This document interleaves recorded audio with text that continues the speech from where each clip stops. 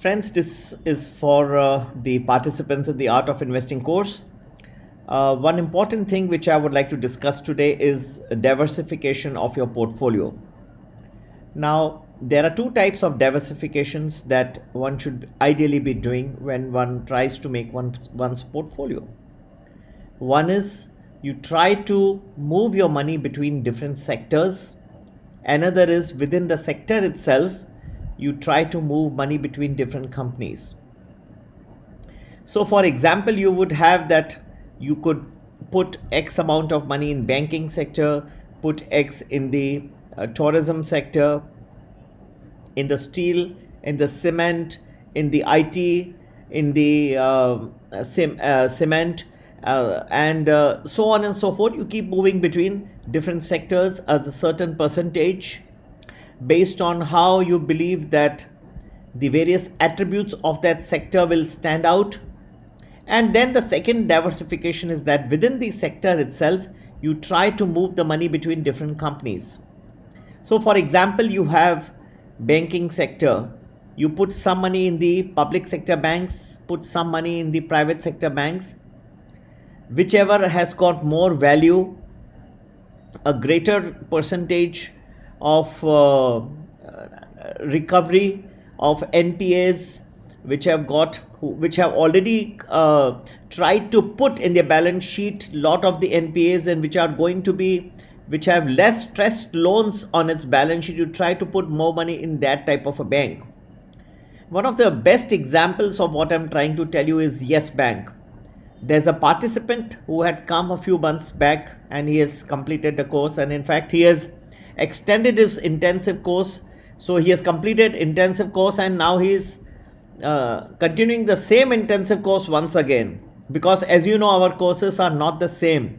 We go on a day-to-day analysis of the situation. So he has completed a 10 weeks course and then now he is going for the second 10 weeks course. So but when he came to me, he had put a second substantial amount of his entire exposure in Yes Bank. As you know, Yes Bank unfortunately had lent to companies, most of which were unable to return the money.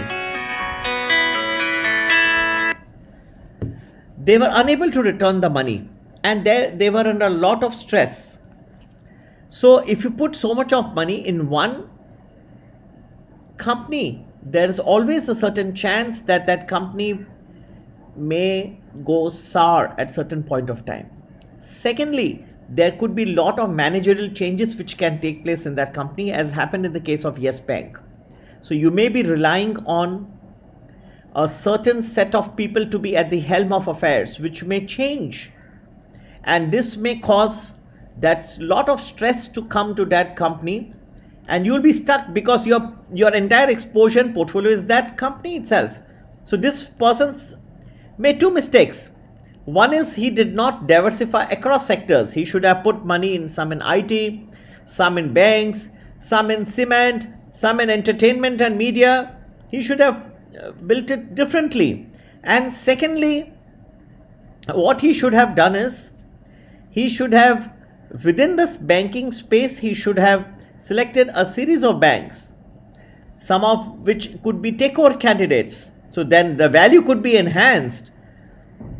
And that's how you build a portfolio. But he went only in one sector, banking sector, and within that just in one bank itself.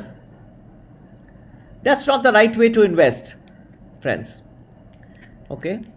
And Yes Bank, as you can see, there has been so much of government intervention. So many banks got into the picture to try and bail it out. But was that a worthy investment? No. The amount that he's getting now is just a fraction, and that also just 25% of the amount. 75% is stuck for another 3 years. As you know, the scheme of reorganization of Yes Bank necessitated that compulsory. So that's how you go and build a portfolio, by diversification.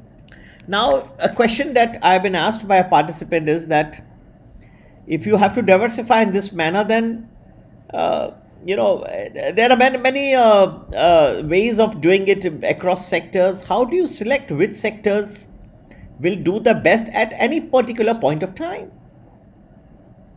It's a very good question. Well, and do you have bias towards certain sectors? Yes. For example, right now the sectors which are getting beaten down the most are the sectors, for example, like travel and tourism, right? The airline stocks are getting beaten down because nobody is traveling. Another sector that is getting beaten down is hospitality sector. The hotels, restaurants, Taj hotels, these are beaten down badly.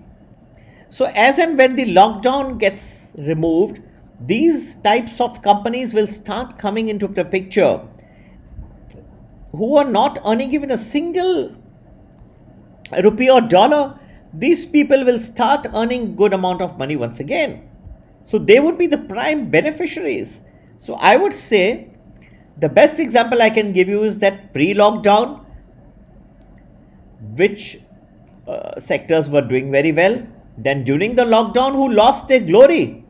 You have to consider that. Entertainment.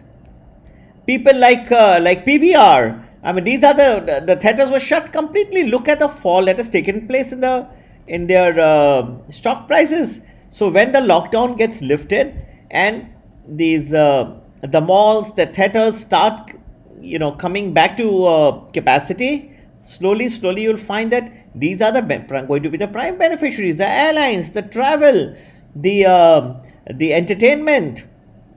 They will be the prime beneficiaries. So it is not that you should have one portfolio as these mutual funds have and then keep it sacrosanct. No, it doesn't work that way. You have to keep moving based on the market conditions. And in my next video, I'll also teach you how now you can go and for your individual case, how you should make a portfolio. But these are the broad parameters of diversification of portfolio.